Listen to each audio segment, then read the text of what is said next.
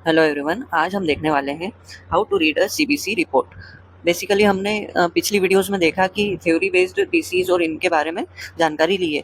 बाकी clinical point of view में हमें सीबीसी रिपोर्ट पढ़ना आना चाहिए। तो इसलिए मैंने आज से सीरीज चालू की है, स्टेप बाय स्टेप रिपोर्ट्स को रीड करने की। हम आगे इसके बाद भी देखेंगे एलएफटी के एफटी की reports, blood sugar test report, ये सब हम डे बाय डे देखेंगे। तो आज हम देखने वाले हैं सीबीसी रिपोर्ट। सीबीसी का फुल फॉर्म होता है कंप्लीट ब्लड काउंट। अब इसे हम स्टेप बाय स्टेप कैसे जान सकते हैं कि हीमोग्लोबिन कम होता है तो एनीमिया होता है, हीमोग्लोबिन बढ़ता है तो पॉलीसाइथेमिया या डिहाइड्रेशन की कंडीशन होती है। ये हम स्टेप बाय स्टेप जानेंगे और इसके बाद एग्जांपल्स के थ्रू समझेंगे। तो सबसे पहली स्टेप में क्या है कि लुक एट द हीमोग्लोबिन। सबसे पहले हमें पता होना चाहिए कि नॉर्मल हीमोग्लोबिन लेवल मेल और फीमेल में क्या होते हैं। मेल में होता है 13 to 17 ग्राम पर डेसीलीटर और फीमेल में होता है 12 to 15 ग्राम पर डेसीलीटर। अब इसका इंटरप्रिटेशन क्या है? जब भी हीमोग्लोबिन लो होगा तो एनीमिया की कंडीशन बनेगी, और जब भी हीमोग्लोबिन बढ़ा हुआ आएगा यानी जो नॉर्मल रेंज से बढ़ा हुआ होगा तो इसमें पॉलीसाइथेमिया या डिहाइड्रेशन की कंडीशन होगी। अब स्टेप 2 क्या है? Check RBC indices. अब हम जो रिपोर्ट देखते हैं सीबीसी की, उसमें एमसीवी रहता है, एमसीएच रहता है, एमसीएचसी रहता है और आरडीडब्ल्यू रहता है। तो एमसीवी पहले देखते हैं। एमसीवी क्या होता है? Mean corpuscular volume. इसकी नॉर्मल वैल्यू होती है 80 to 100 फेम्टोलीटर। अब इसमें एबनॉर्मलिटी कब आती है? जब ये नॉर्मल वैल्यू से कम या ज़्यादा होता है।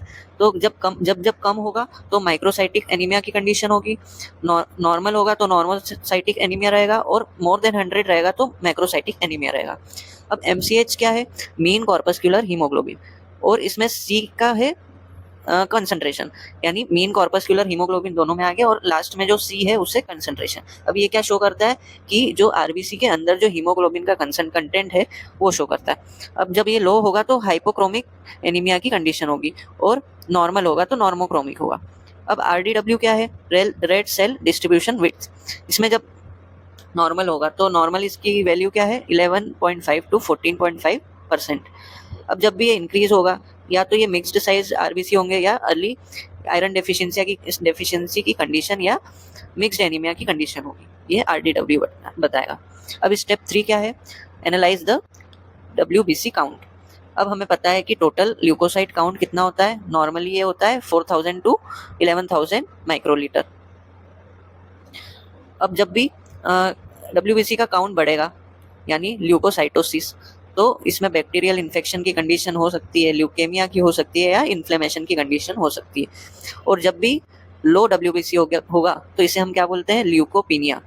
यानी जब लो डब्ल्यूबीसी होगा तो viral infection, bone marrow suppression और कुछ ड्रग्स के कारण ये कंडीशन बन सकती है।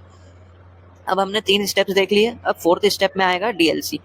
इसमें आएगा हमें क्या पढ़ना है? डीएलसी यानी डिफरेंशियल ल्यूकोसाइट काउंट। अब हमें पता है कि इसमें सेल टाइप कितने होते हैं? 5 होती है इसमें, जैसे कि न्यूट्रोफिल्स, लिम्फोसाइट्स, इओसिनोफिल्स, मोनोसाइट्स और बेसोफिल्स। अब इनके परसेंटेज हमें पता है कि नॉर्मल परसेंटेज इनके सेल में कितने कितने होते हैं। जैसे न्यूट्रोफिल्स में 40 to 70% रहता है, लिम्फोसाइट्स होते हैं 20 to 40%, इओसिनोफिल्स होते हैं 1 to 6%, मोनोसाइट्स होते हैं 2 to 10% और बेसोफिल सबसे कम होते हैं, वो है 0 to 1%। अब इनमें एबनॉर्मल कंडीशन क्या हो सकती है? जैसे न्यूट्रोफिल्स बढ़ गए तो इसमें bacterial infection, acute inflammation, stress और स्टेरॉइड यूज का चांसेस होते हैं। यानी ये कंडीशन इनमें बन सकती है जब जब न्यूट्रोफिल्स बढ़ेंगे। फिर दूसरा है लिम्फोसाइट्स। लिम्फोसाइट्स में हम देखेंगे वायरल इन्फेक्शन की कंडीशन, ट्यूबरक्लोसिस, पर्ट्यूसिस, है ना। फिर आ गया इओसिनोफिल्स। इसमें इओसिनोफिल्स हमें पता है, ई से ऐसा याद रखना, एलर्जी की कंडीशन होती है। इसमें एलर्जी, अस्थमा, एक्जिमा, फिर पैरासाइट इन्फेस्टेशन और ड्रग रिएक्शन, यानी ये मेनली एलर्जी की कंडीशन में हाइपर सेंसिटिविटी में काम रहता है। फिर आएगा मोनोसाइट्स। इसमें आ गया chronic infection, auto immune diseases और रिकवरी फेज। अब है बेसोफिल्स। ये जब बढ़ेंगे तो मायोप्रोलिफरेटिव डिसऑर्डर्स या हाइपर सेंसिटिविटी रिएक्शंस हो सकती है। ठीक है।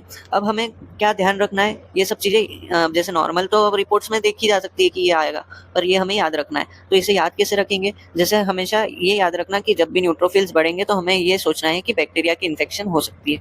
ठीक है। फिर लिम्फोसाइट्स का कभी कंडीशन इंक्रीज आई तो उसमें हमेशा सोचना है कि वायरल इन्फेक्शन की कंडीशन हो सकती है। ठीक है।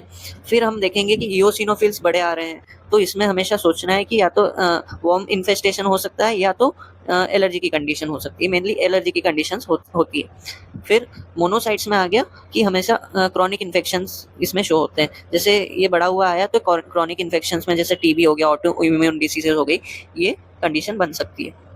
और बेसोफिल्स में हमेशा देखना कि मैरो डिसऑर्डर्स हो सकते हैं या हाइपर सेंसिटिविटी रिएक्शन हो सकती है। तो हमने ये देख लिया कि जैसे न्यूट्रोफिल्स में बैक्टीरिया, लिम्फोसाइट्स में वायरस और इओसिनोफिल्स में एलर्जी की कंडीशन हो सकती है।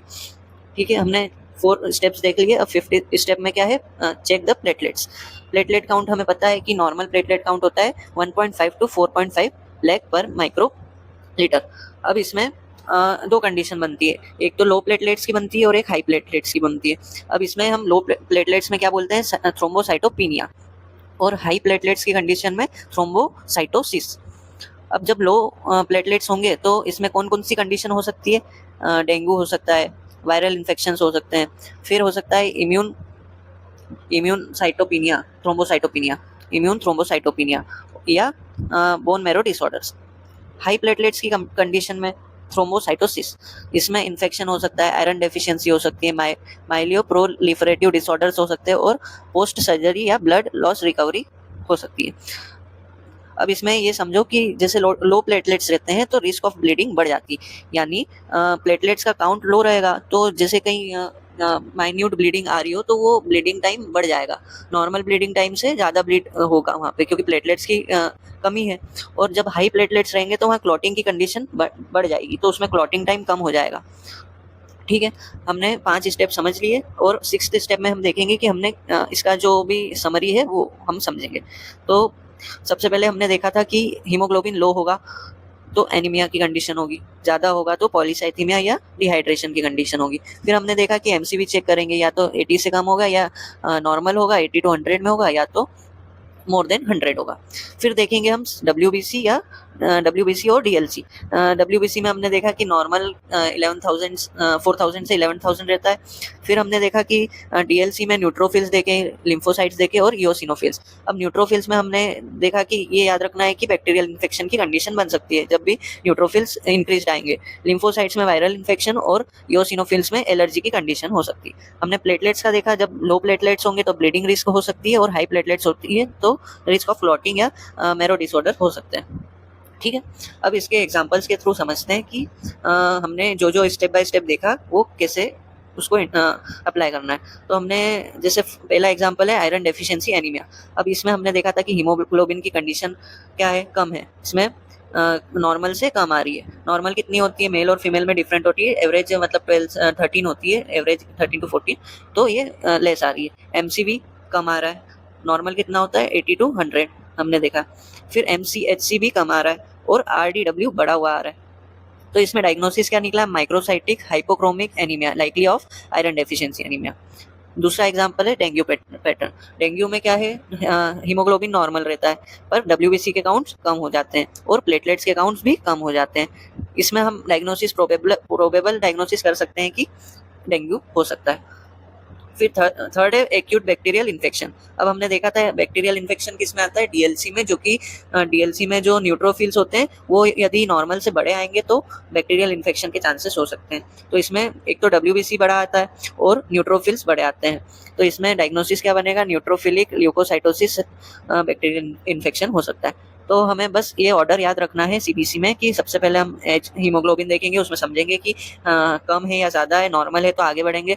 फिर उसमें देखेंगे कि आरबीसी इंडाइसिस जैसे हमने देखा थे एमसीवी, एमसीएच और आरडीडब्ल्यू।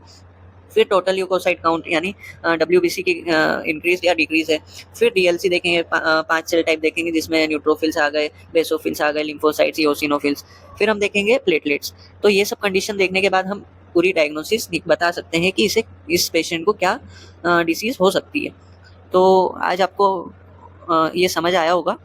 बस आज की वीडियो में इतना ही। आपको वीडियो अच्छी लगी हो तो लाइक कर देना, चैनल पे नए हो तो सब्सक्राइब कर देना। मिलते हैं नेक्स्ट रिपोर्ट में, जो भी नेक्स्ट वीक होगा उसमें हम दूसरी रिपोर्ट के बारे में पढ़ेंगे। तो आज के लिए इतना ही। वीडियो अच्छी लगी हो तो लाइक कर देना और चैनल पे नए हो तो सब्सक्राइब कर देना। Thank you.